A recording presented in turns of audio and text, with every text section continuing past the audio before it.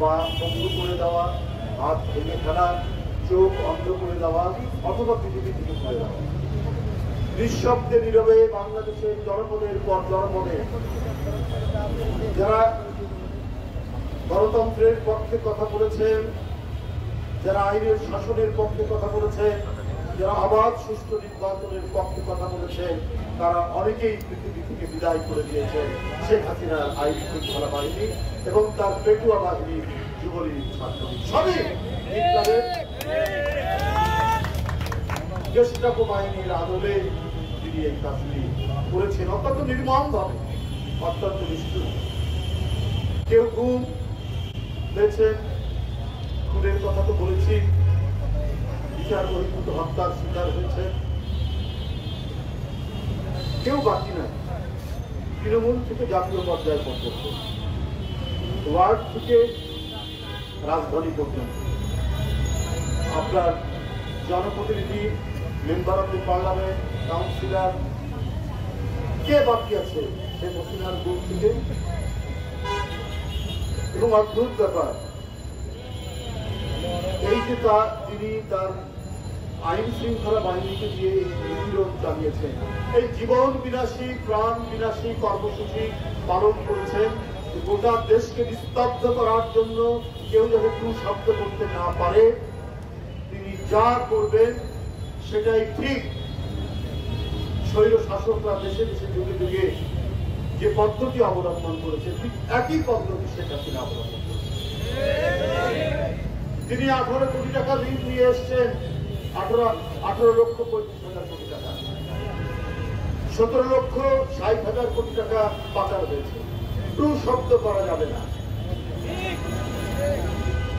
আপনার জ্বালানি নেই, গ্যাস নেই, কিন্তু বিদ্যুৎ কেন্দ্র বানাচ্ছে, কারণ এখানে তার নিজের লোকরা আছে, তার দলের লোক আছে, তার আত্মীয় স্বজন আছে, আত্মীয়তার বন্ধন হয়েছে নতুন, তারা আছে, কিন্তু জ্বালানি নাই। বিদ্যুৎটা উৎপাদন হবে কি করে? দিয়েছেন যে এই বিদ্যুৎ কেন্দ্রের মাধ্যমে অনেক টাকা তারা উপার্জন করবে, সেটা বিদেশে পাচার করবে। শেখ হাসিনা উনি ভাবতে তিনি যে অন্যায় করছেন, হয়তো কোনোদিন পালাতে হতে পারে, তখন এই টাকাগুলো শেখ হাসিনার কাজে লাগবে। এই কারণে তিনি শ্রমিক সহ বিভিন্ন বিদ্যুৎ কেন্দ্র বানানোর জন্য টাকা দিয়েছেন। এটা তো আমরা সবাই জানি। এবং যে কালো টাকা তিনি দেশে রেখেছেন তার লোকজনরা, সেটা তিনি ব্যবহার করেছেন নির্দয়ভাবে বিরোধী মত এবং কোন ধরনের আন্দোলন যাতে গড়ে উঠতে না পারে সেইটার কাজে লাগান। আপনি আপনার একটি মেধাবী ছাত্র, তাকে হত্যা করেছে ছাত্রলীগ নামের আমি ছাত্র শব্দটা আছে। শেখ হাসিনা এই ছাত্রটা পছন্দ করে না, শেখ হাসিনা বুয়েট বিশ্ববিদ্যালয় পছন্দ করে না, শেখ হাসিনা মেধাবী ছাত্র পছন্দ করে না। এটা তো তার দরকার নেই, তাকে টিকিয়ে রাখবে পার্শ্ববর্তী দেশের গোয়েন্দা সংস্থা, টিকিয়ে রাখবে তাকে, এইটা তিনি বিশ্বাস করতেন। তাই চুলাই যাক বাংলাদেশের মেধাবী ছাত্র, তাই তিনি কোটা বৃদ্ধি করেছিলেন প্রায় কত 56%, 56% কোটা বৃদ্ধি করে তিনি প্রথমেই মেধাকে সর্বনাশের দিকে ফেলে দিলেন। আপনার মেধাবী ছেলেরা প্রশাসনে আসবে, রাষ্ট্রের গুরুত্বপূর্ণ জায়গায় তারা অবস্থান নেবে, চাকরি করবে, এইটা তো শেখ হাসিনার মানে পছন্দের মধ্যেই করবে না। তার দরকার কি? তাকে তো সহায়তা করবে পার্শ্ববর্তী দেশ থেকে। সুতরাং এটা দরকার পরে যদি কেউ করতে চায়, তার এই অনাচারের বিরুদ্ধে কেউ দাঁড়াতে চায়, সেই জন্য তিনি ছাত্রলীগকে তৈরি করেছেন। সমস্ত মানবতা, সমস্ত সভ্যতা, বিবেক শেখ হাসিনা এই ছাত্রলীগের কাছ থেকে কেড়ে, যুবলীগের কাছ থেকে কেড়ে নিয়েছে। তাহলে একটা দর্জি ছেলে, কিশোর একটি ছেলে বিশ্বজিৎকে অত নির্মম ভাবে পিটিয়ে পিটিয়ে হত্যা করতে পারে ছাত্রলীগ।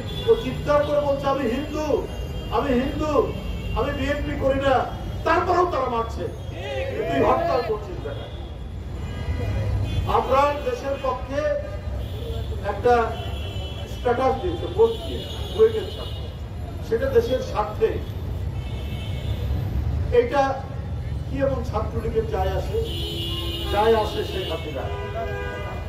শেখ হাসিনার স্বার্থ যে ভারতকে দেখানো যে বাংলাদেশের বিরুদ্ধে বা বাংলাদেশে ভারতের বিরুদ্ধে কেউ যদি কোনো কুশব্দ করে তার বেঁচে থাকার অধিকার, এই কারণে আমরা তারা হত্যা করি।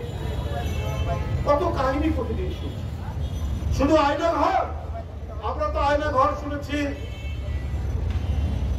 আইন শৃঙ্খলা বাহিনীর তৈরি করা আয়না ঘর।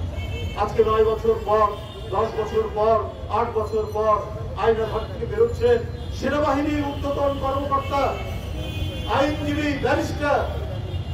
9 বছর 10 বছর পর তারা সেখান থেকে বেরোন।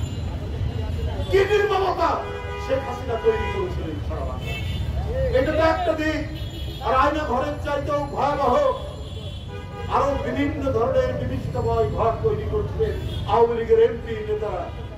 আজকে খবরের কাগজে পড়লাম সেই বিখ্যাত আলতাফ গোলন্দাজ যে পা উপর দিকে ঝুলিয়ে মাথার নিচে করে বিএনপির এক নেতাকে সেই 96-97 সালে পিটিয়েছিলেন।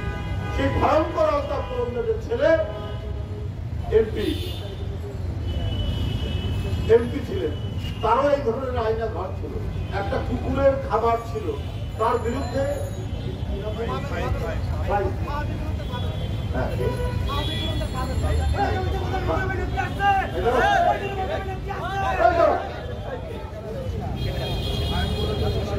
আইন গোলন্দাজ তার ছেলে। এই কুকুরের একটা ভয়ঙ্কর কুকুরের ফার্মের মধ্যে ছেড়ে দিত, ওরা আঁচড় দিয়ে কামড় দিয়ে একেবারে নাস্তা নাবুদ করে দিত। এমনকি তার দলের লোক যদি কেউ তার বিরুদ্ধে। এটা তো আমরা শুনেছি বিভিন্ন দেশে, উত্তর কোরিয়াকে কুমিরের ফাঁসে ফেলে দেয়। তাহলে দেখুন কি ভয়ঙ্কর গ্যাস চেম্বারের চাইতেও বিভৎস নিপীড়নের এক একটা কেন্দ্র বাংলাদেশের জনপদের পর জনপদ তারা তৈরি করেছে। জনপদের পর জনপদ তারা সৃষ্টি করেছে। এই জন্য আমরা বারবার বলেছি এই জনপদ তৈরিতে কারা ছিল? আওয়ামী লীগের এমপি, আওয়ামী লীগের উপজেলা চেয়ারম্যান, ইউনিয়ন পরিষদ চেয়ারম্যান, পৌরসভার চেয়ারম্যান।